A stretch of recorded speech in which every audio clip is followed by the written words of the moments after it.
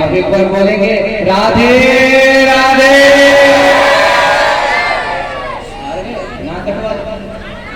एक बार बोल तो फिर राधे।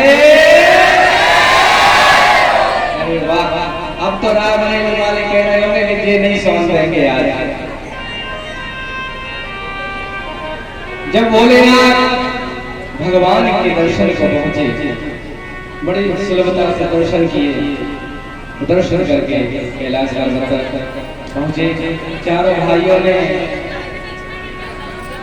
अल्पकाल में विद्या अध्ययन की। विद्या अध्ययन के बाद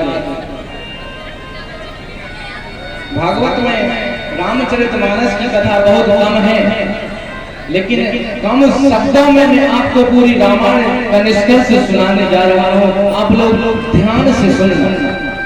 6 अध्याय में भागवत में राम कथा आई है संक्षिप्त में। इस प्रकार विविध प्रकार की बाल लीला करके माता पिता एवं अवधवासियों के साथ आनंद लेकर 15 वर्ष की उम्र थी राम जी की जब उनको विश्वामित्र लेने आए। कितने वर्ष की उम्र थी भैया? 15 वर्ष की उम्र थी। और 15 वर्ष का किसी का लड़का हो और उससे कोई बाबा जी कहें कि हमें आपका पुत्र चाहिए, कोई देगा? उस समय दशरथ जी के दिल पर मानो कोई उनसे उनके प्राण मांग रहा हो, ऐसा लग रहा था। दशरथ जी कहते हैं, आप चाहो तो मेरी पूरी सेना ले लो, अरे आप चाहो तो मेरा पूरा राज्य का जो धन है सारा ले लो, सारे सैनिक में आपके साथ पहुंचा दूं, लेकिन राम ना मांगो मुझसे। आपको पता है ऐसा भी है, दशरथ जी नहीं चाहते थे कि जो चीज पहले किसी को दे दी हो वो दोबारा किसी को दूं। यदि कोई चीज किसी के लिए दान कर दी जाए तो वो दोबारा किसी को नहीं दी जाती। और राम जी को वो पहले ही किसी को दे चुके थे। किसको दे चुके थे? कोई बताएगा? नहीं पता। किसको दे चुके थे दशरथ जी? पहले ही दशरथ जी जटायु जी का नाम सुना है? जो जटायु है ना, उनसे दशरथ जी ने पहले ही कह दिया था कि मेरा जो पुत्र होगा वह तुम्हारा होगा प्रथम। एक बार की बात है, दशरथ जी महाराज शिकार पे गए थे और शिकार पे जब गए तो किन्हीं कारण से वहां मूर्छित हो जमीन पर गिर पड़े। जमीन पर गिरे हुए दशरथ जी को देखकर जटायु जी वहां से निकल रहे थे। जटायु जी ने देखा, अरे दशरथ जी, और जटायु जी ने देखकर दशरथ जी की वहां पे मदद की। और दशरथ जी बहुत स्वस्थ जब हो गए तो दशरथ जी ने एक दिन जटायु जी को बुलाया और कहा कि आप कुछ मांग लीजिए हमसे, हमें कुछ नहीं चाहिए, हम क्या लेंगे? हमें तो कोई ऐसा पुत्र हो। पुत्र की बड़ी लालसा थी। तो उस समय दशरथ जी ने जटायु जी से कहा था, हमारे यहाँ भी कोई पुत्र नहीं है। तो जटायु जी के मुंह से उस समय निकल गया था, अरे महाराज आप एक ही बात करते हो, आपके यहाँ तो 4-4 पुत्र होंगे। और दशरथ जी ने जब सुना कि अरे एक भी है नहीं और 4-4 पुत्रों के बारे में जटायु जी कह रहे हैं, अगर आपकी बात सत्य हुई तो मेरा जो पहला पुत्र होगा वो आपका, मैंने आज कह दिया। दशरथ जी को वो याद आ गया कि विश्वामित्र जी मुझसे आज राम मांग रहे हैं। अरे राम मत मांगो महाराज, लक्ष्मण मांग लो, भरत मांग लो, शत्रुघ्न मांग लो। जब गुरुदेव ने दशरथ जी को समझाया कि आप चिंता न करें, यह भगवान की लीला है। अरे आपका पुत्र जा तो अकेला रहा है, लेकिन वहां से डबल होके आएंगे सब। आपकी बहू को भी लाएंगे, जाने दो। कौशल्या जी को भी यही आश्वासन दिया और राम लक्ष्मण विश्वामित्र जी के साथ चले गए। वहां उन्होंने ताड़का सुबाहु ऐसे दैत्यों का वध किया। राक्षस का वध करते हुए राम जी अपने गुरु धर्म को निभा रहे हैं और अहिल्या जब गौतम मुनि का आश्रम आया तो वहां एक मूर्ति शिला देखी और वहां पे राम जी ने अहिल्या का उद्धार किया।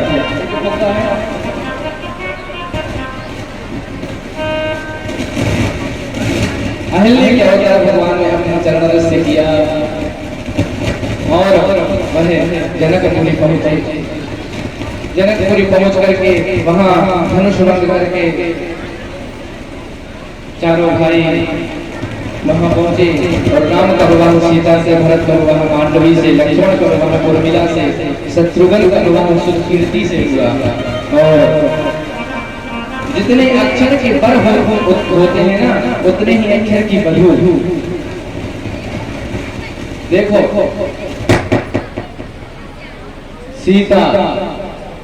सीता में कितने अक्षर हैं और राम, देखो कितनी अच्छी जोड़ी है चारों भाइयों की। जैसे नाम है ना राम लक्ष्मण भरत शत्रुघ्न, उसी प्रकार सीता मांडवी उर्मिला और सुकीर्ति। जितने नाम के वर हैं उतने नाम की बधू है। क्या जोड़ी हुई और इतनी सुंदर जोड़ी। सब लोगों ने पुष्पवृष्टि करके आगे बढ़े और अपने राज्य अयोध्या में आए और वहां आनंद से रह रहे। लेकिन ये संसार है, आनंद कहाँ ज्यादा देर तक टिक पाता है भारत। कोई तन दुखी, कोई मन दुखी, कोई धन में फिरते उदास, थोड़े थोड़े सब दुखी, सुखी राम के दास। कभी कभी हमें तन का दुख हो जाता है, महाराज हम बैठ नहीं पा रहे, कमर दुख रही है, तन का दुख है। मन नहीं लग रहा कथा में, ये सबसे बड़ा मन का दुख है। आपका मन लग रहा है कथा में? नहीं लग रहा। आपका मन लग रहा है कथा में और कोई जिसके पास ज्यादा धन है वो भी दुखी, जिसके पास बिल्कुल धन नहीं वो भी दुखी। अरे सुखी राम के दास जो भगवान का भजन करते हैं, सब चिंताओं को छोड़कर, उससे सुखी इस संसार में कोई नहीं है। माताओं बहनों, कोई नहीं है।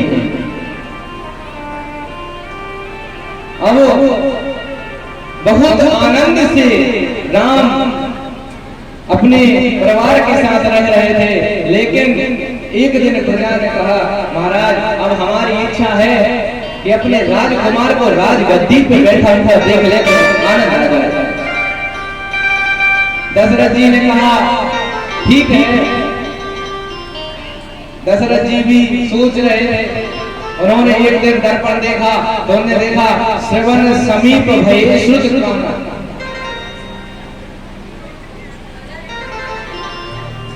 उनके कान के पास एक बाल, श्रवण समीप भय श्रुत केश। उनके कान के पास एक सफेद बाल जो दिखाई दिया। अब जी सफेद बाल जो होते हैं ना, तो समझ लो ये बुढ़ापा का इशारा है ऐसा। लेकिन आजकल ये इशारा नहीं देखते, आजकल उन पर डाई लगा देते हैं, काला कर देते हैं। ले इशारा गया। भगवान कहते हैं जी हमारा इशारा समझे ही नहीं, हमने तो सफेद बाल इसलिए किए कि समझ जाओ इशारा है। फिर भगवान थोड़ा थोड़ा देखना बंद कर देते कि अब तुम दुनिया को कम देखोगे ना तो भगवान को भजोगे, भजन करोगे। लेकिन बड़ी व्यवस्था चश्मा लग जाता है तो फिर भगवान कहते हैं देख ही रही हैं तो ऐसा करो अब इनका थोड़ा चलना बंद करो, घुटने में दर्द हो गया। जब घुटनों में दर्द हुआ तो थोड़ा हम घर बैठ जाते हैं। हर स्थिति हमें भगवान की ओर ले जाने का प्रयास कर रहे हैं। देखिए जैसे ही दशरथ जी ने देखा तो वो सपना सभा में सुनाया कि मुझे भी लगता है कि राम जी को राज्य दे देना चाहिए। सभा में घोषणा कर दी और राम जी को राज्य देने के लिए मुहूर्त भी निकल गया। बहुत चाहा था दशरथ ने सुबह को राज्य दे देना। दशरथ जी तो चाह रहे थे कि सुबह राज्य हो जाए, लेकिन होने को कुछ और ही मंजूर था। जो होना होता है ना वो बहुत बलवान होता है, होनी बहुत बलवती होती है। बहुत चाहा था दशरथ ने सुबह को राज दे देना, प्रजा के वासुदेव साम्राज्य पद का ताज दे देना। रंगी भवी तख्ता के रंग में सब मंथरा दासी, उसी क्षण उसने दशरथ से किया नगवर को वनवासी। जब वो घोषणा हुई कि सुबह राम का राज्य तिलक होगा तो वह मंथरा नाम की दासी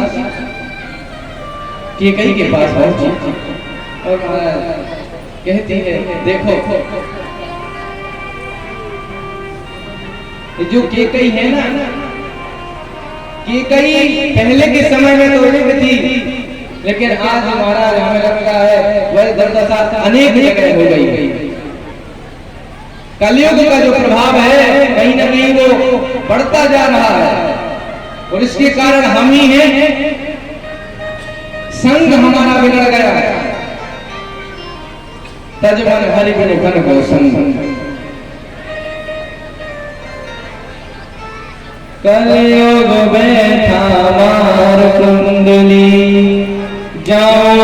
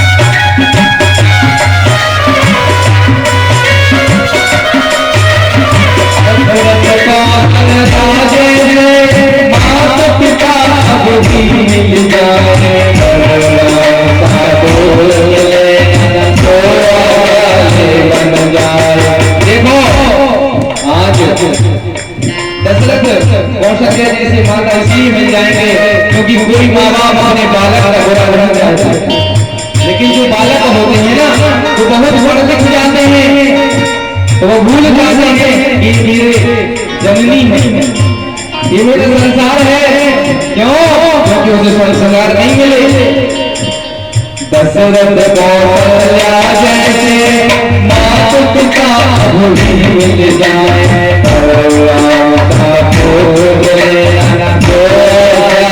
लग जाए